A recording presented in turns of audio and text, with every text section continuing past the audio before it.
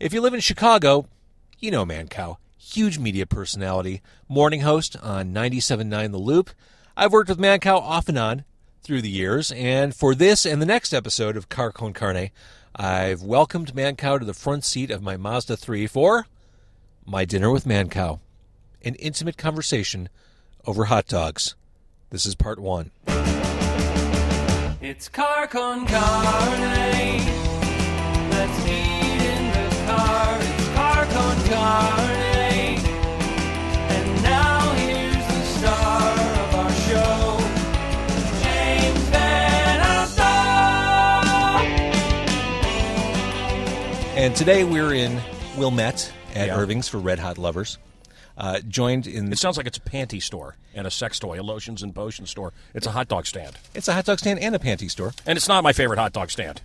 And Mancow is sitting shotgun. Yeah. What is your favorite hot dog stand? Well, here's another question. Yeah. How do you determine what makes a good hot dog? I mean, we all kind of think we know, but aren't they all kind of the same? No, they're really? not all the same. No, they are not all the same. That's a ridiculous statement. I would is say this how we're starting? Yeah, no, a Gene and Jude's is way different from a Super Dog. Super Dog is the experience, the fries on top of the bun, those tomatoes. Portillo's used to have the best hot dog. It had a pop, it had a snap, it was mass-produced, but Portillo's was the best. And I don't know if you felt it, but since they have gone corporate, since they sold out, Chicago company, since they sold out, they've cut corners, and there's a waxy taste now that Portillo's didn't have. So Super Dog for the experience is number one. I like Gene and Jude's. I don't get why anyone would go to Wiener Circle. These big fat slugs showing you their breasts. I don't get the novelty.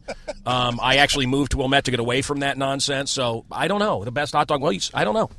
So here we are in Wilmette. Yeah. In the new hood. Yeah. And you said it about Super Dog. It is the experience. It's the pulling it's the up best.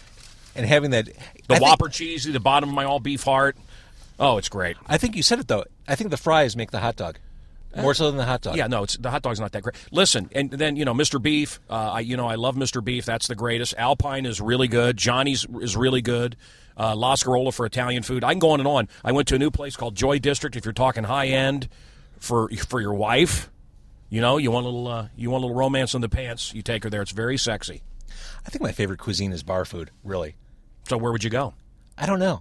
I'm very low budget. Jalapeno poppers make me happy. I love them. Hackney's. There's Hackney's down the street here on Harms I go to. Well, Hackney's has that brick of onion rings. Oh, the brick of onion rings. And you know what? It reassembles itself when you take a shit the next day. It looks exactly the same. It's like a game of Tetris coming out there. Yes. So, Mancow, I got to say, I love it. You're doing mornings on the Loop. Yeah, I'm having a ball. I was listening last week. You had Zach Wilde and Carmine Appice. The great drummer, one of the greatest living drummers. We were talking Krupa and Buddy Rich and all kinds of good stuff off the air. Well, I'm sure. One of the things I've always liked about your show is kind of what happened there. Excuse me. You have those worlds colliding. I do love that. I do love it. Look, the best one of that, as you unwrap your weenie, the best was Jack Welch of GE is on. And Perry Farrell walks in to announce the first Lollapalooza. GE General Electric, the company. GE, Jack Welch, one of the most. You don't know Jack Welch? Anyway, one of the big CEOs, one of the most successful men in America. And he was doing a radio show. Yeah. And Perry Farrell walks in to announce the first Lollapalooza, and he goes, "Oh, Jack Welch, GE, yeah, my first car was a Nova," and Jack Welch just goes, "That's GM," and I just loved it. So there's been a lot of those moments. Wesley Willis with Kurt Cobain. I mean, just bizarre stuff that happened over the years. So the question is, you've been doing this for a very long time. Since 1986. Are you still having fun? Yeah. I don't, people didn't care. I guess I didn't care. I quit 2 Octobers ago, and the Loop called me. The Suits called me. You've been talking with them. You've probably been talking with the same people. You fill in there. I do. Okay. Same suits. And, actually they change a lot. But, look, these have been nice guys. But if the first calls were you must feel awful, you must feel like a loser, you must be going crazy, a guy like you got to be. I said, no, I don't miss it. I didn't. And I walked away, left all my equipment, left a TV show, left some radio stations, and I was done. And I didn't miss it. And my big fear the first day was that I would miss it. My big fear handing me a napkin. And I haven't made a mess yet. I'm making the mess. I'm just trying to be preemptive. My first break on the air, the first time I spoke on the air is what that means. The first time I spoke on the air, I was worried that I would never get to do it again. And I just loved it.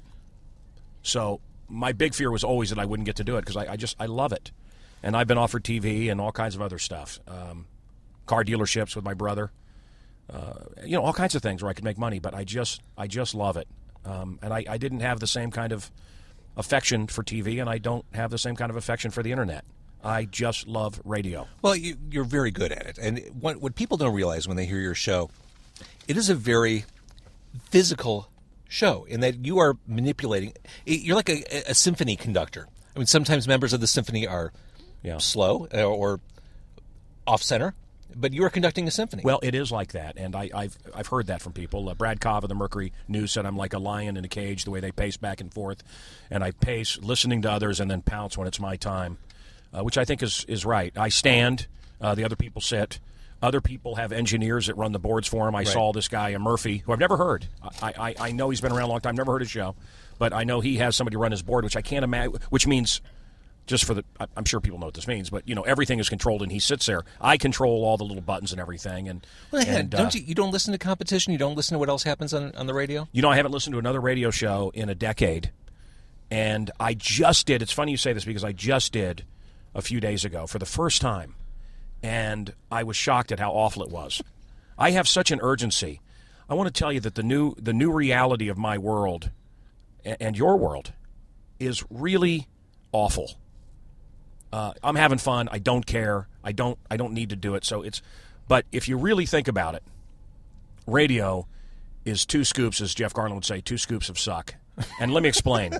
I sat down with some experts, and you have 8 seconds. You have 8 seconds, James. 8 seconds. 8 seconds. I can't be clever in that amount of time. No, you have 8 seconds. That's it. They're going to get, and maybe not even that. The song's ending. The commercial's ending. All right, you have 8. Here we go. You have 8 seconds. That smell, Leonard Skinner down the loop. I'll never forget the first time I smelled a dead person. I'll never forget it. Which reminds me of when my brothers met Elvis and watched him have sex in his hotel at the Hilton in Vegas. I'll never forget that story. And that sounds crazy. No, I know, but it's a true story. But that's not my point. My point is you have 8 seconds, and it's horrific. And it's a horrific way to try to do whatever I do around 25 hours of radio a week.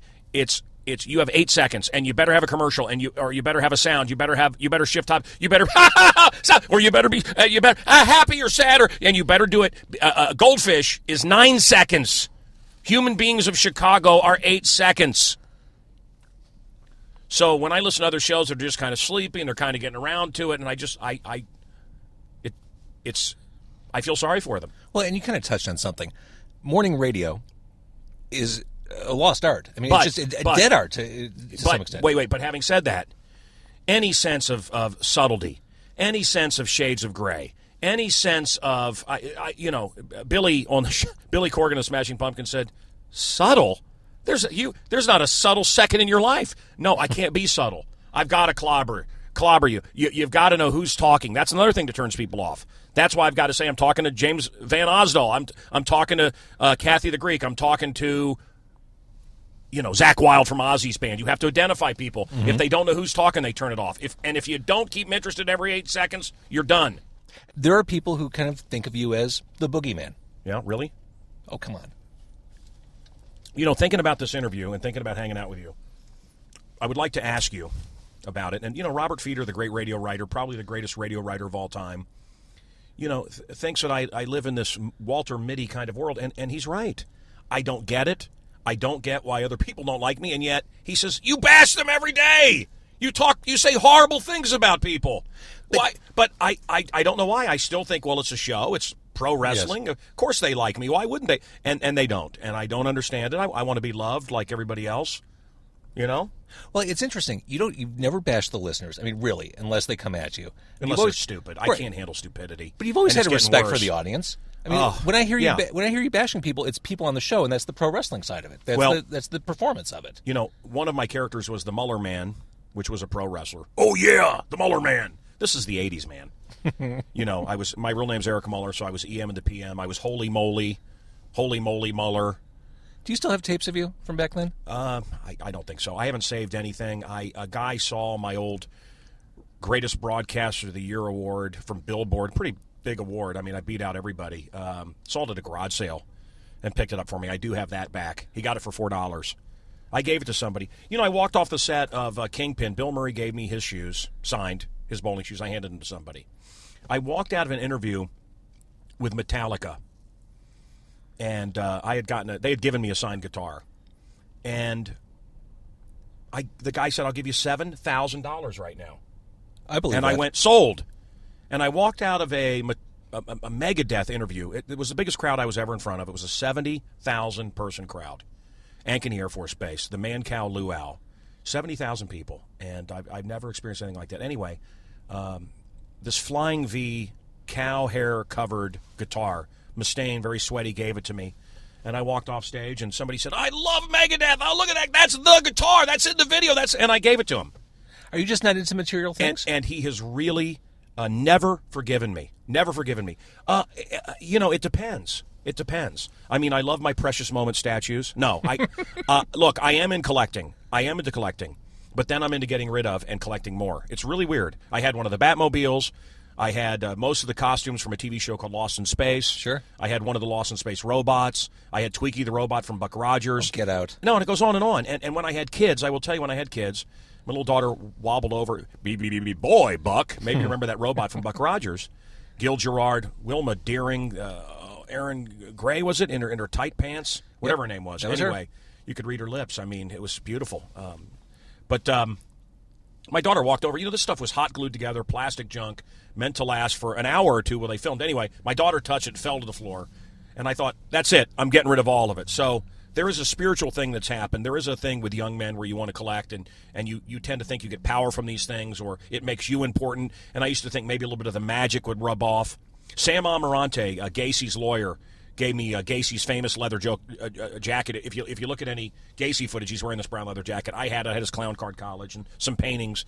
And animals would come in the house and freak out. Cats, their hair would stand on end. And I as my twins were entering the world, I thought, I don't want that around me. And I, again, handed it to people. Yeah. I used to be fascinated with that stuff. And I just, skulls and rock and roll and all that is cool. But, you know, I don't want any of it around me. I really don't. I want bright and God and love in the real world. You mentioned Metallica. Yeah. One of my, it must be good to be Mancow moments in recent memory. What, when he kissed me? Well, no, I didn't know that. But I went to see Judas Priest. I hated it. Last year, and I was with a friend of mine who works for Metallica. So we got these sweet seats at the Rosemont Theater. I'm like, this is as good as it gets. I am the best. I rule. And then I notice a couple rows up to my left, there you are. And then Rob Halford thanked you from the stage, which had to have been, a crazy cool moment. I want to tell you, and I've been there on stage, and the Stones and the Beatles, and I met three of the Beatles. I didn't meet Lennon. Look, I'm going to tell you, this is going to be unbelievable, and I'm not, or I wasn't the biggest fan. Do you know Judas is Rising? Yeah. Do you know that whole? I'm telling you, Halford, first of all, is a very smart interview, a great interview. So he's an intelligent guy. Unlike Motley Crue, which are some of the stupidest. I thought they were punking me. Eddie Van Halen's just a miserable son of a bitch with his, looks like he has chiclets in his mouth that are floating around. His teeth are all messed up. Well, he's supposed to be nuts. Oh, right? he's just looking at you in a condescending way. Look, I met a lot of great rock stars. The point is, what's the point? I saw Van Halen front row. I've seen all these guys. Nobody comes close to Judas Priest, and I'm not a fan. His voice. And I'm not a fan. I don't know what it is. Look, he wobbled out on the cane kind of like Willy Wonka and then held the cane up, and screamed, and the crowd went crazy. And the cheesy videos and the leather and the motorcycle that they pull across the stage slowly. It's great.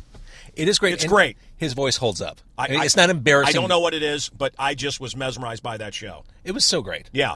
What was the first show you ever went to? Oh, my first show, I was, my brothers had to babysit me. You know, I saw Michael Jackson as a kid with the Jackson 5, and I saw some other, but the first show was the Guess Who?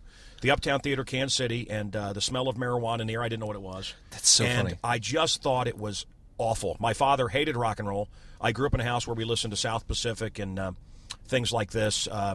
He hated Sinatra because he was mafia and he made Italians look bad. So, I mean, really, Bing Crosby, that's the kind of stuff I listen to. My father hated rock and roll. So as American Woman! And as I listened to screaming, and it was so loud, and the equipment back then was so awful, and my brothers are high and talking stupid. I didn't know they were high. My brothers are 10 years older than me. And I just thought, oh, my dad's right. Rock and roll is awful. So, okay, how did you turn a corner? Like, well, what was that No, album? oh, God, oh, brother. The reason I'm here, the reason I got into radio, there's one band. They played my wedding, and that's the Kinks. I heard Destroyer. If you've never heard it, everybody listening, I mean, it's a podcast. What, we got 14 people. Listen, all of you, go. It's easily 200. How dare you? That's awesome. All 14 of you, whatever, go find Destroyer by the Kinks. From Give the People What They Want. Yeah, I heard that on the radio, KY102 in Kansas City, and my mind was blown. And I've had a lot of songs touch me in my life. I Don't Want to Stop, the Ozzy song spoke to me. That's why I'm back in radio. It really spoke to me. Songs can speak to me. Lyrics speak to me. I found women that I fall in love with don't care about lyrics. I like the beat. He's cute. Stupid. I like lyrics. Destroyer ripped through me. And I wanted to get into radio to meet the Kinks. And I did it. That's amazing. That was it. I love the Kinks, too. I mean, that whole stretch of music, like Misfits, Sleepwalker. Well, the true fans hate all that. The Arista stuff? Oh, really? sure. The true fans hate the Arista stuff. They really hate the MCA stuff. And look, there's a reason that the Who and the Stones and the Beatles tower above Pink Floyd, just in publicity and video and stuff like this. There's a reason the Kinks never got their shot. And I'm going to tell you what it is. And I say the same thing with Pink Floyd. They have, and for the most part, except for Phil Collins, they have, with Genesis, they have no personalities. These are English kids that were into their instruments. They don't have personalities. To meet Pink Floyd, to meet ABBA. I was with ABBA at the Waldorf Astoria. The band offered what? $1 million a show? $1 billion to get back together? And they said no. I think it was a wise move. But zero personality. These are people, these were band dorks. These people don't have personalities. So why did the Kinks never get what they should have, because their music was so good? And they were nasty. They were surly people. Nobody wanted to help them. Like the career of Val Kilmer. I love Val Kilmer. Bad guy. I've heard the same thing about Ed Norton. Why are guys like that they're better than Matthew McConaughey, but Matthew McConaughey's a nice guy. So he got pushed. Anyway, sorry. No, that's why the Kinks aren't bigger, because they were bastards. Rick Nielsen told me on the show recently that he really thinks that they lost a lot of success because people didn't want to deal with Bun E. Are you a Cheap Trick fan? Yes. Yeah. Yeah, I mean, I had Styx records and Cheap Trick records when I was a kid. And I think I like it better now. I kind of did it because everybody else liked it, I guess. But I think some of that Styx stuff sounds better now. It does. I was listening to The Grand Illusion the other day, and I thought it sounded amazing. It's big and it's bold, and boy, some of those, and that Cheap Trick stuff is great. And I just, the members of the band collectively are just awesome, other than Bunny. So it was super cool they made it to the Rock Hall of Fame. Yes. I mean, even as corporate and as political as that whole thing is, it says something. It's cool. It's neat. Yeah, well, but, they're in the same time as NWA, so what does it really mean? But, look, I'm glad for them, and I hope they make some money, and Rick has always been cool with me, and Tom is great, and anyway. See, I could make a case for NWA long before Donna Summer. Like, it didn't make sense to me when Donna Summer made it. I like that Giorgio Moroder stuff. I like that. Does this make any sense? I like Giorgio Moroder, and I like John Carpenter. I love John Carpenter. No, does that make sense what I'm saying? Oh, yeah. I ended up, somebody set up a dinner with me and John Carpenter, and I went out. We went out, and he said, they live. We talked, and he said, Mancow, they live. That's what we talked about. They live. That it was prophecy. We're living in they live. Absolutely. And I have met people over the years. You don't want me to get into the shape-shifting talk, but I've met people over the years that really believe a version of that. And I mean serious people. Something is going on. Evil is uncloaking. I don't want to get into it. And by the way, whenever I get serious on my show, I'm very upset because I really do believe we're living in the final days. But I want to be a party for the final days. I think this is it. I think this is the end of it. Something has to give. And I want to be the last show. I want to be the party. I want to be the band playing as the Titanic sinks. As the whole shithouse goes up in flames, I really want to be the party. And that's what I'm trying to do. That's existential. Whatever it is, when I get serious, it's a mistake. And I get very angry at myself. What do you mean? You get angry at yourself? I get angry at myself. People don't want to talk about drones and black helicopters, and they want to hear, they want to hear a joke in 8 seconds, and then something silly. And I get it, man. Look, this city's tough to live in. The fees, the fines, it's outrageous. The thievery. Now we've got politicians raping children. I've heard that my whole career, too, that, to be one of those top politicians, you have to be a pedophile. It's a whole group of them. Denny Hassard should have a bullet in his effing head. I think Mancow's once law. you cross the line and do something like that to a child, game over. But I think they all do. I really do. I really do. I think there's such evil in charge right now, and it's such open corruption in Chicago. Anyway, I think that my job, my role in life is not to make them think. And if I do, I've made a mistake. It's not a family show unless you've got a really dysfunctional family. The show is there for adults that have to fight this city, to have something to laugh at, to have a diversion, to be their co-pilot that makes them laugh. So, as interested as you are in those intellectual pursuits, Yes. How do you scratch that itch? What do you mean? If you don't talk about it on your radio show? No, I go on Alex Jones' show. I used to do a lot of TV. I would do stuff with Jesse Ventura until that whole thing broke with the American Sniper. I still like Jesse, but I don't like that he's suing the widow of Chris Kyle, the American Sniper. I think once a guy dies, you let the family go. I get it. Mm-hmm. He wants to prove a point, and I think there's more to the story than what any of us know. But, look, not every itch has to be scratched on the air. All right, so steering away from politics and that stuff and the serious please. stuff. By the way, quickly, the most exciting political time that I know of, and certainly, and I know my history, in a long time. Bernie Sanders, he was scripted to be the fall guy. He was the generals to the Globetrotters. Do you understand the Hillary camp picked him? He was crazy, kooky, communist, and they weren't expecting anything. He was supposed to make Hillary look centrist and go in. Donald Trump, remember how everybody laughed at him? So I love a country where Bernie Sanders, and Donald Trump, are fighting each other right now. Anyway, go ahead.